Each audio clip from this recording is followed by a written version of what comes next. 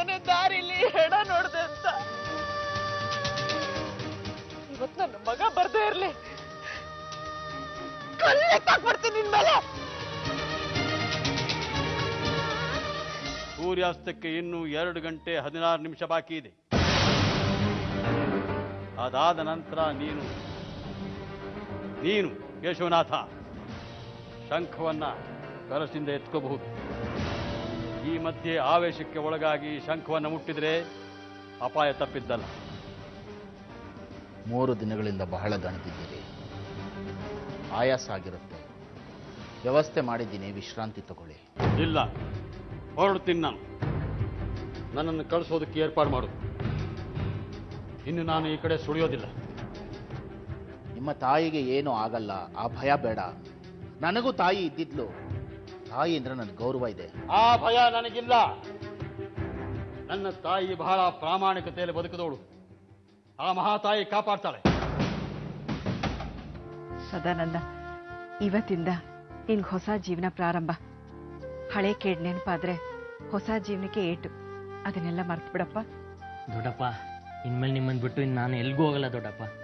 ಈ ಡಿಪೋ ನಂದು ಅಂತ ಅನ್ಕೊಳ್ಳಲ್ಲ. ಡಿಪೋ ದೊಡ್ಡಪ್ಪಂದು, ಸೇವೆ ನಂದು ಅನ್ಕೋತೀನಿ. ದಣಿ, ಮೊದಲನೇ ವಾರ ಏನಂತ ಬಿಡ್ಕೋತೀರಿ ದಣಿ? ಶಂಖದ ವಿಷಯವಾಗಿ ಯಾರ್ಯಾರ ಮನಸ್ಸಿನಲ್ಲಿ ಏನೇನಿತ್ತು ತಿಳ್ಕೋಬೇಕು ಅಂತ ಬೇಡ್ಕೋತೀನಿ. ನಮ್ ತಾಯಿ ಅಣಗು ದಣಿ, ನನ್ನ ಮನಸ್ಸಿನಲ್ಲಿ ಅಂತ ಯಾವ ಉದ್ದೇಶನೂ ಇಲ್ಲ ದಣಿ. ಉದ್ದೇಶ ಇಲ್ಲದೆ ಇದ್ಮೇಲೆ ಭಯ ಯಾಕೆ?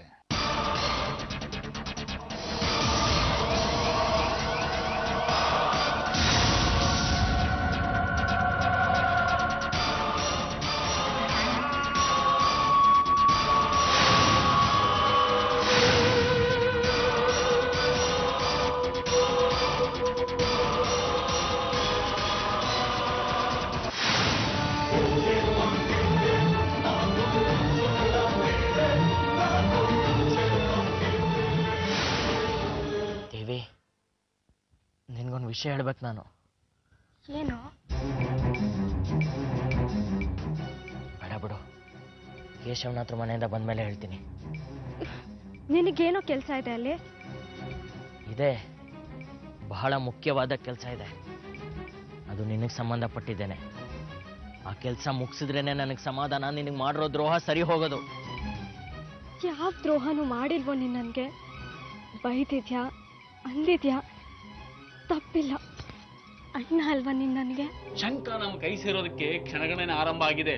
ಸೂರ್ಯ ಮುಳುಗೋದಕ್ಕಿಂತ ಮುಂಚೆ ಶಂಕ ಎತ್ತಿದ್ರೆ ಏನಾಗುತ್ತೆ? ಪ್ರಾಣ ಹೋಗುತ್ತೆ,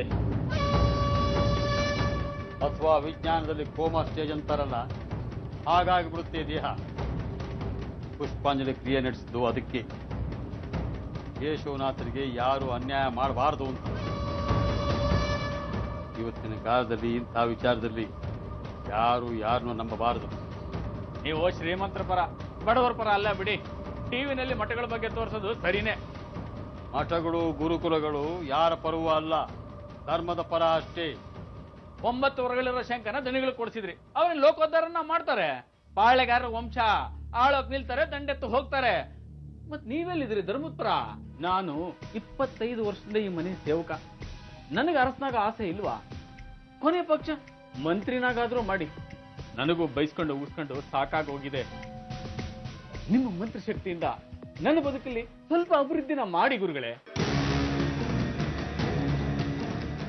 ಒಳ್ಳೆಯವರ ಜೊತೆ ಇದ್ದು ಈ ಮಾತು ಹೇಳ್ತಿದ್ರೆ ಹೂ ಅಂತ ಇದ್ದೆ.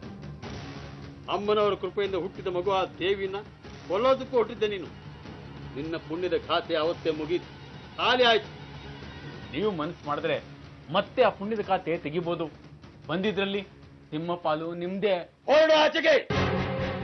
ಎತ್ತಿಲ್ಲ ನಿನಗೆ, ಚಂಚಲತೆ ಇದೆ ಮನಸ್ಸಿನಲ್ಲಿ. ಇನ್ನು ಚಂಚಲತೆಯನ್ನ ಕೇಶವನಾಥನಿಗೆ ವಿವರಿಸಿ ಹೇಳ್ತೀನಿ. ನಮ್ ತಾಯಣಗೂ ದನಿಗಳಿಗೆ ಹೇಳ್ಬೇಡಿ ಗುರುಗಳೇ. ನನ್ಗೇನೂ ಬೇಕಾಗಿಲ್ಲ. ನನ್ನ ದನಿಗಳು ತಿಂಗ ಬಸ್ ಹೇಳ್ತೀನಿ.